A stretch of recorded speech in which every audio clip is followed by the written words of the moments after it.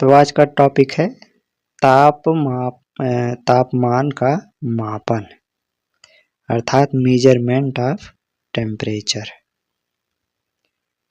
ठीक, तो चूंकि हम जानते हैं ताप का SI सिस्टम में मात्रक क्या होता है, केल्विन होता है। ठीक, और इसके अतिरिक्त ताप मापने के दो अन्य पैमाने भी हैं। इस तरह से कुल कितने पैमाने हुए हम कह सकते हैं, अर्थात ताप मापने के सामान्यतः 3 पैमाने हैं। ठीक, कौन कौन से हैं? तो फर्स्ट है डिग्री सेल्सियस, सेकंड है डिग्री फ़ारेनहाइट और थर्ड है केल्विन। ठीक, तो ये 3 मात्रक हैं ताप को मापने के। एक एक करके हम इनको देखते हैं।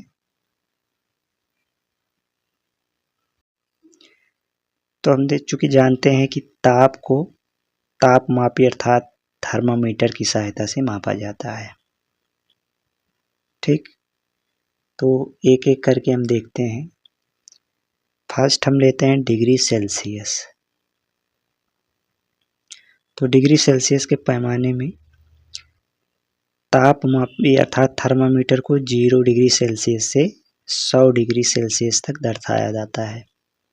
अर्थात मिनिमम जो टेम्परेचर वैल्यू शो करता है वो 0 डिग्री सेल्सियस और मैक्सिमम 100 डिग्री सेल्सियस होता है। ठीक, अब 0 डिग्री सेल्सियस जो होता है वो जल के हिमांक को प्रदर्शित करता है, वहीं 100 डिग्री सेल्सियस जो होता है वो जल के बॉइलिंग पॉइंट को अर्थात क्वथनांक को रिप्रेजेंट करता है। ठीक,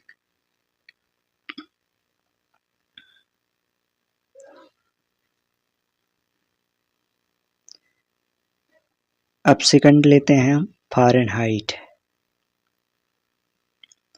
फ़ारेनहाइट में देखते हैं, फ़ारेनहाइट पैमाने को 32 डिग्री फ़ारेनहाइट से 212 डिग्री फ़ारेनहाइट तक दर्शाया जाता है। अर्थात मिनिमम इसका जो टेम्परेचर होता है रिप्रेजेंट करता है वो 32 डिग्री। डिग्री सेल्सियस तथा फ़ारेनहाइट में निम्न संबंध होता है, अर्थात डिग्री सेल्सियस और इसमें क्या संबंध होता है उसको देखते हैं। फ़ारेनहाइट बराबर होता है, ये होता है 9/5 डिग्री सेल्सियस प्लस 32। ठीक, मतलब अगर हमको डिग्री सेल्सियस का टेम्परेचर ज्ञात है तो हम इस फार्मूले से उसे फ़ारेनहाइट में चेंज कर सकते हैं। ठीक, इस चीज को याद रखना है।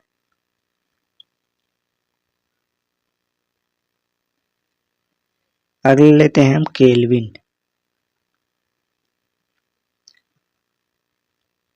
तो केल्विन पैमाने को 273.15 केल्विन से 373 केल्विन तक दर्शाया जाता है। अर्थात मिनिमम टेम्परेचर जो होता है वो 273.15 होता है। अब केल्विन तथा डिग्री सेल्सियस में क्या संबंध होता है? तो केल्विन बराबर होता है डिग्री सेल्सियस प्लस 273 यानी 273। डिग्री सेल्सियस पैमाने पर ऋणात्मक मान संभव होता है, परंतु केल्विन पैमाने पर ऋणात्मक मान संभव नहीं होता है। इसको आप याद रखिए। ठीक, अगला महत्वपूर्ण पॉइंट है डिग्री सेल्सियस पैमाने पर जल का हिमांक 0 डिग्री सेल्सियस तथा क्वथनांक 100 डिग्री सेल्सियस होता है। ठीक,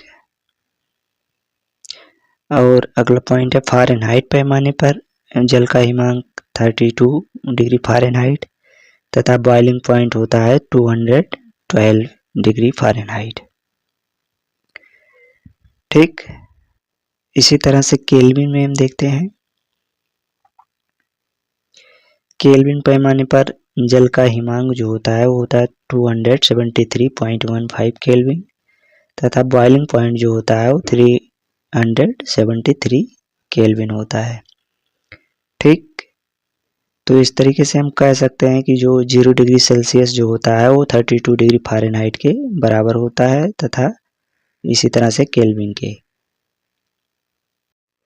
आगे हम देखते हैं कुछ महत्वपूर्ण व्युत्पन्न इकाइयां अर्थात सम इम्पॉर्टेंट डिराइव्ड यूनिट्स। ठीक,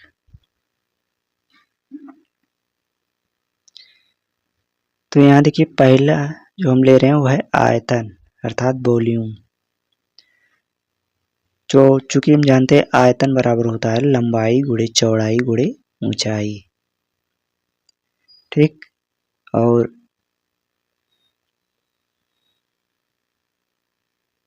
चूंकि हम जानते हैं कि लंबाई का मात्रक होता है मीटर, इसी तरह से चौड़ाई का मात्रक भी होता है मीटर और ऊंचाई का भी मात्रक होता है मीटर। अर्थात लंबाई चौड़ाई और ऊंचाई तीनों को हम एक तरीके से लंबाई में ही मापते हैं, तो लंबाई का मात्रक मीटर ही होता है। ठीक, तो इस तरह से हम लिख सकते हैं मीटर क्यूब। तो आयतन का मात्रक क्या हुआ? मीटर क्यूब, या इसको हम घन मीटर भी कहते हैं। ठीक, आप मीटर क्यूब भी कह सकते हो या घन मीटर भी कह सकते हो। ठीक,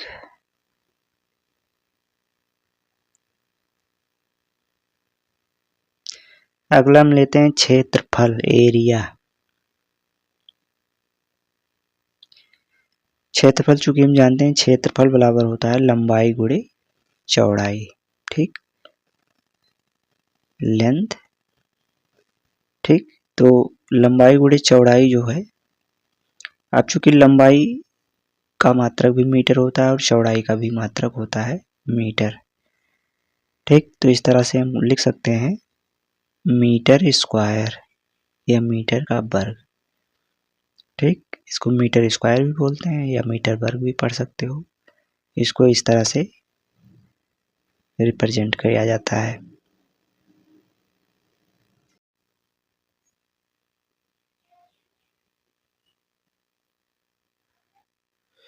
अगला है घनत्व। ठीक, डेंसिटी जिसको बोलते हैं।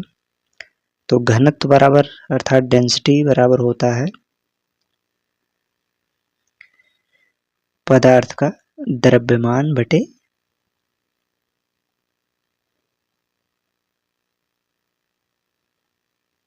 पदार्थ का आयतन। ठीक, और अब चूंकि हम जानते हैं पदार्थ का द्रव्यमान जो होता है वो किलोग्राम में मापा जाता है। द्रव्यमान को किस में मापते हैं? किलोग्राम में। इसी तरह से आयतन को किस में मापते हैं? अभी हमने दिखाया था आयतन का मात्रक घन मीटर होता है। ठीक, तो इस तरह से घनत्व का मात्रक जो हुआ इसको कहते हैं किलोग्राम प्रति घन मीटर। ठीक,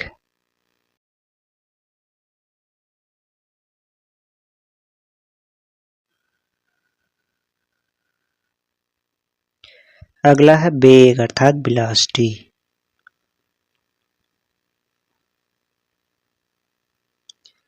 तो वेग बराबर हम जानते हैं, वेग बराबर क्या होता है?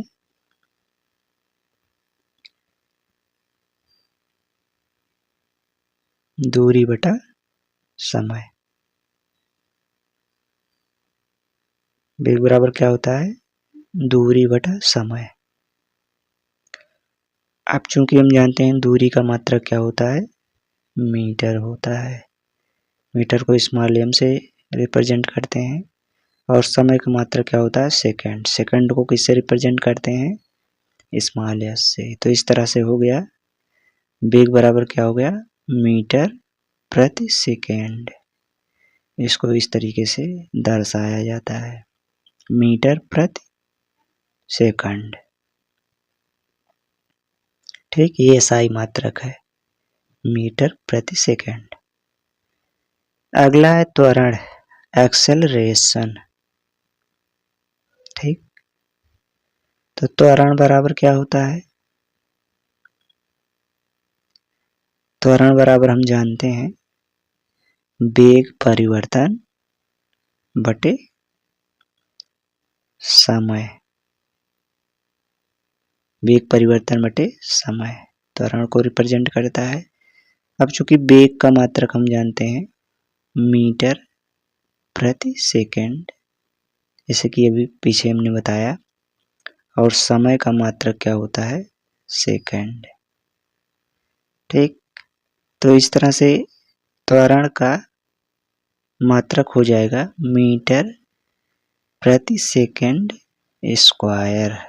ठीक, मीटर प्रति सेकंड स्क्वायर।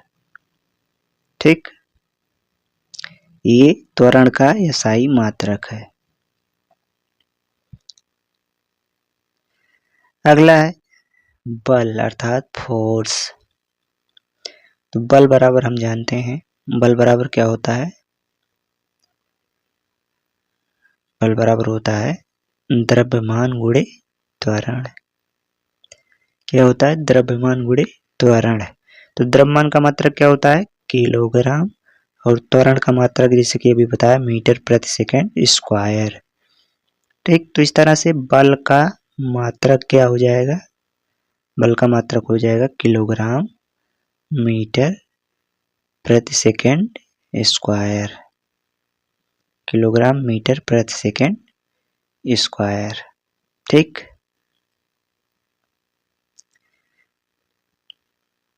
अगला हम देखते हैं दाब अर्थात प्रेशर। तो दाब बराबर हम जानते हैं, दाब बराबर क्या होता है? इसका फार्मूला दाब बराबर बल बटा क्षेत्रफल। दाब बराबर क्या होता है? बल बटा क्षेत्रफल। तो बल का मात्रक क्या होता है? अभी पीछे हमने बताया, बल बराबर होता है किलोग्राम मीटर प्रति सेकंड स्क्वायर, और क्षेत्रफल का भी पीछे हमने बताया, क्षेत्रफल बराबर क्या होता है? Metre square. ठीक, तो इस तरह से दाब बराबर हो जाएगा, दाब का मात्रक क्या हो जाएगा? इस तरह से हो जाएगा किलोग्राम मीटर किलोग्राम प्रति मीटर प्रति सेकंड स्क्वायर। किलोग्राम प्रति मीटर प्रति सेकंड स्क्वायर। ठीक,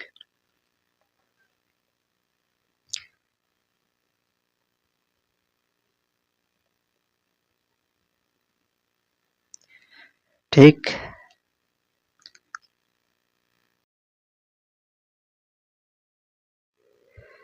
आगे हम देखते हैं कुछ सामान्य प्रयुक्त भौतिक राशियों की व्युत्पन्न इस SI इकाई अर्थात मात्रक। तो इसके लिए हम देखिए 5 कॉलम बनाएंगे। भौतिक राशि, संकेत, मूल राशियों से संबंध, SI इकाई और इकाई संकेत। ठीक, कुछ कॉलम बनाते हैं।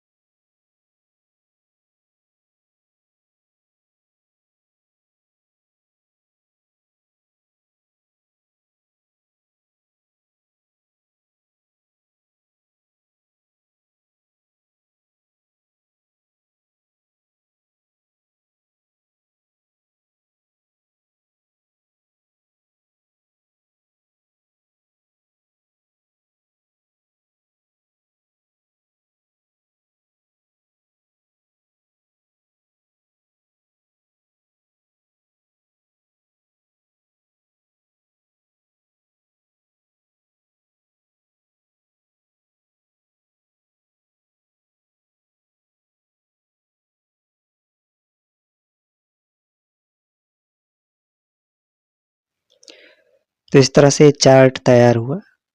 अब हम देखते हैं सबसे पहले आयतन। आयतन को हम किससे रिप्रेजेंट करते हैं? कैपिटल V से। मूल राशियों से इसका संबंध अगर हम देखें तो आयतन हम जानते हैं लंबाई का घन होता है। ठीक, पीछे हमने बताया।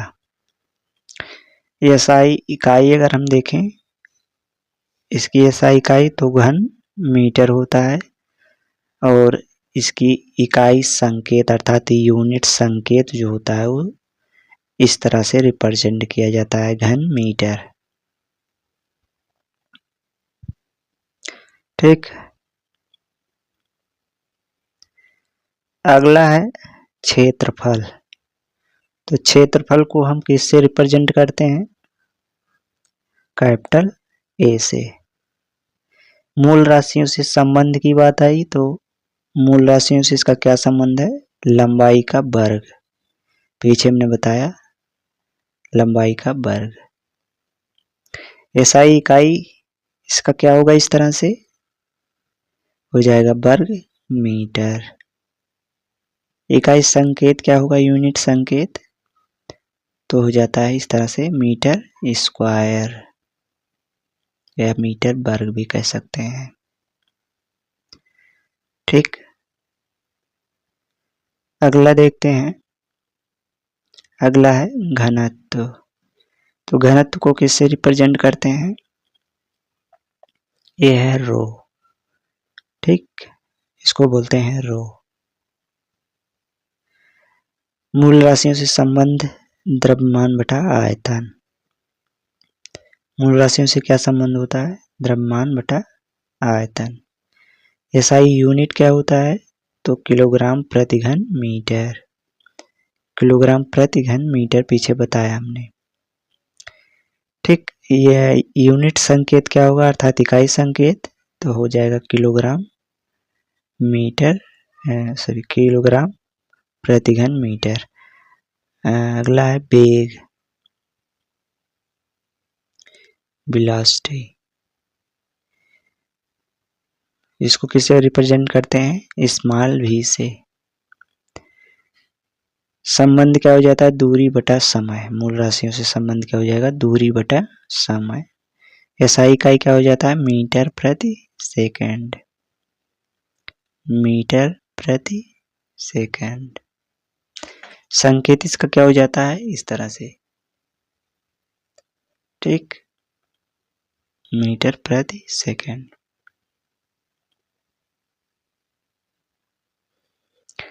अगला है त्वरण, एक्सेलरेशन।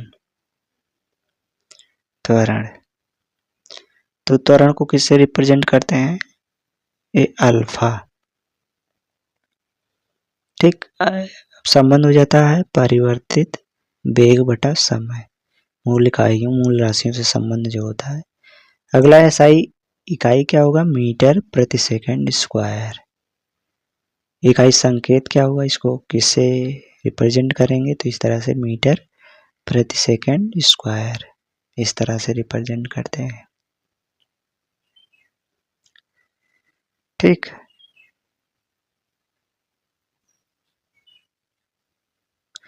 अगला है दाब, प्रेशर। तो दाब को किससे रिप्रेजेंट करते हैं? कैपिटल P से।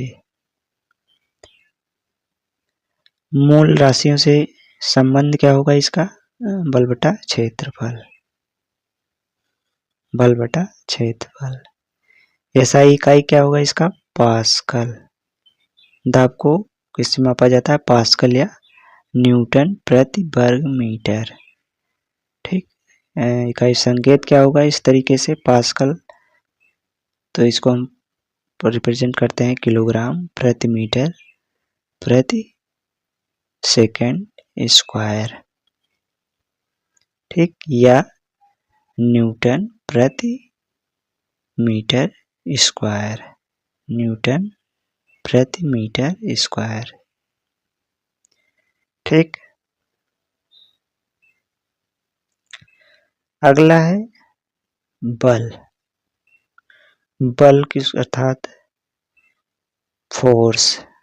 कैपिटल एफ से रिप्रेजेंट करते हैं। मूल राशियों से संबंध जो होता है इसका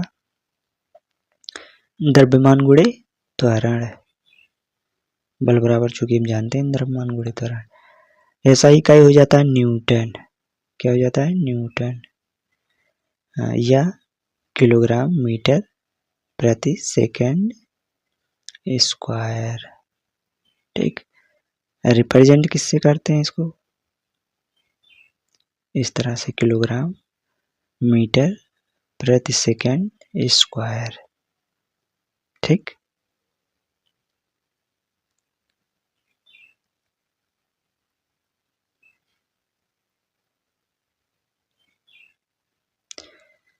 आगे फिर हम चार्ट बना लेते हैं।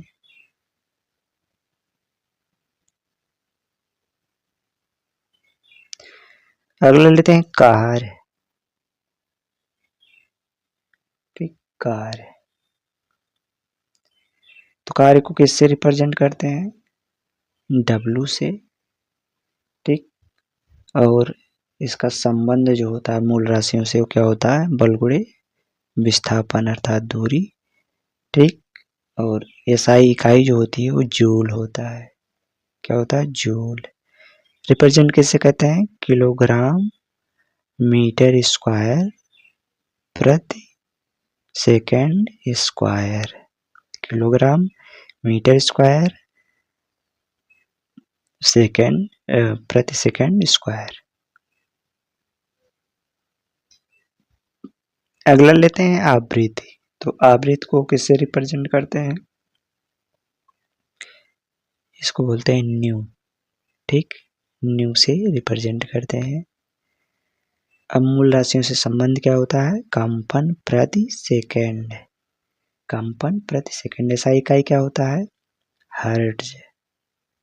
क्या होता है? हर्ट्ज। ठीक, और इसको रिप्रेजेंट किससे कहते हैं? अर्थात इकाई संकेत क्या होता है इसका? प्रति सेकंड। ठीक, प्रति सेकंड। अगला है विद्युत आवेश। विद्युत आवेश संकेत इसका क्या होता है? विद्युत आवेश का ये होता है कूलाम। क्यू से रिप्रेजेंट करते हैं विद्युत आवेश को, कैपिटल क्यू। ठीक, मूल राशियों से संबंध होता है धारा गुणे समय, और एसआई इकाई जो होता है इसका कूलाम होता है, कैपिटल सी से रिप्रेजेंट करते हैं। और इकाई संकेत अर्थात यूनिट संकेत जो होता है वो है एएस। ठीक,